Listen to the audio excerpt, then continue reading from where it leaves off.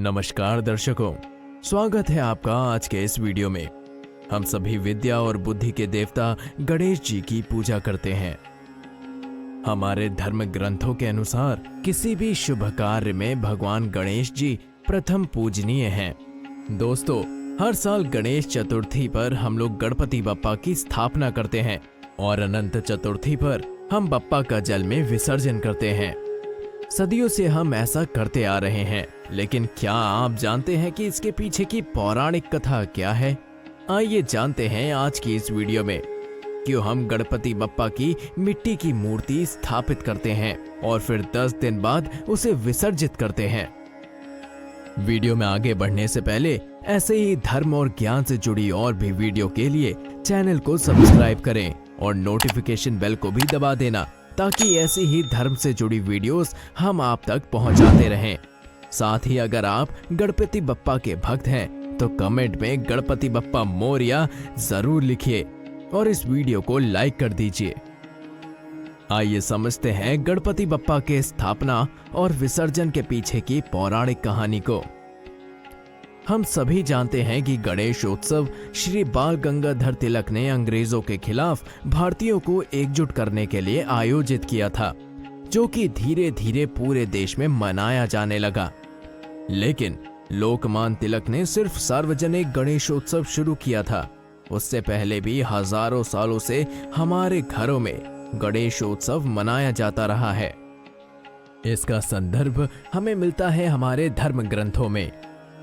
ग्रंथों में मिले वर्णन अनुसार महर्षि वेदव्यास ने महाभारत की रचना की, लेकिन महाभारत के लिखने में महर्षि वेदव्यास असमर्थ थे। इसलिए उन्होंने भगवान श्री गणेश जी की आराधना की और गणेश जी को महाभारत लिखने की प्रार्थना की।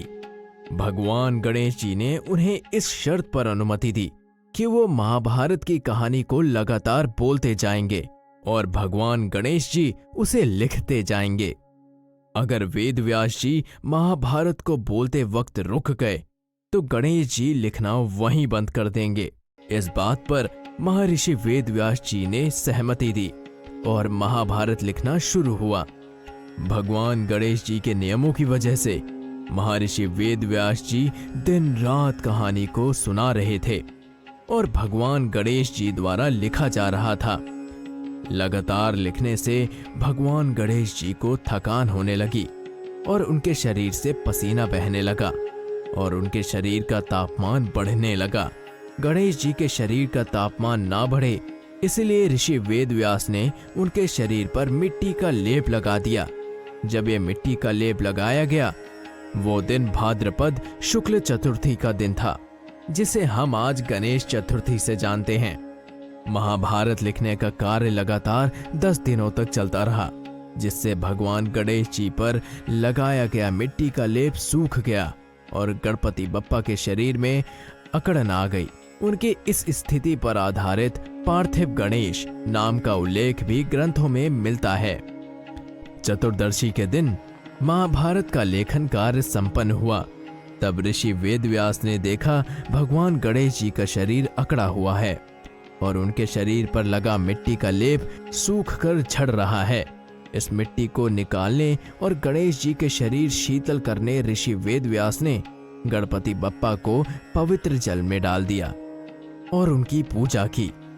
तब से गणेश चतुर्थी पर बप्पा के मिट्टी के मूर्ति की स्थापना और अनंत चतुर्दशी पर विसर्जन की प्रथा शुरू हुई। इन 10 दिनों में गणपति बप्पा की भक्ति और श्रद्धा से पूजा की जाती है और बप्पा को पसंदीदा पदार्थों के भोग अर्पित किए जाते हैं। मान्यता है कि इस गणेशोत्सव में गणपति बप्पा की पूजा करने पर वो जल्द ही प्रसन्न होते हैं और अपने भक्तों की मनोकामना पूर्ण करते हैं। अगर आप भी घर पर गणपति बप्पा की मूर्ति स्थापित करते हैं तो इन बातों का अवश्य ध्यान रखें। हमेशा शास्त्रों में भगवान की स्थापना और आराधना की विशेषताएं बताई गई हैं। बताया जाता है कि इसके पालन से भगवान सहजता से प्रसन्न होते हैं और उनकी कृपा दृष्टि हम पर बनी रहती है। महर्षि वेदव्यास जी द्वारा बप्पा पर मिट्टी का लेप लगाया गया था, इसलिए ध्यान रहे कि स्थापना की जाने वाली मूर्ति मिट्टी की बनी हो या फिर हाथों से मिट्टी की मूर्ति बनाई जाए। इस बात का भी ध्यान रखें कि घर पर स्थापित की जाने वाली मूर्ति की सूंड बाईं ओर झुकी हो। शास्त्रों के अनुसार बाईं ओर झुकी सूंड के गणपति बप्पा की पूजा करने से वो जल्दी प्रसन्न होते हैं।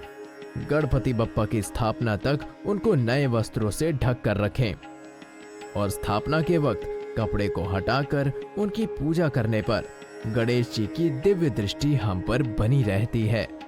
दोस्तों, ये थी भगवान गणेश जी के गणेशोत्सव शुरू होने से पीछे की कहानी।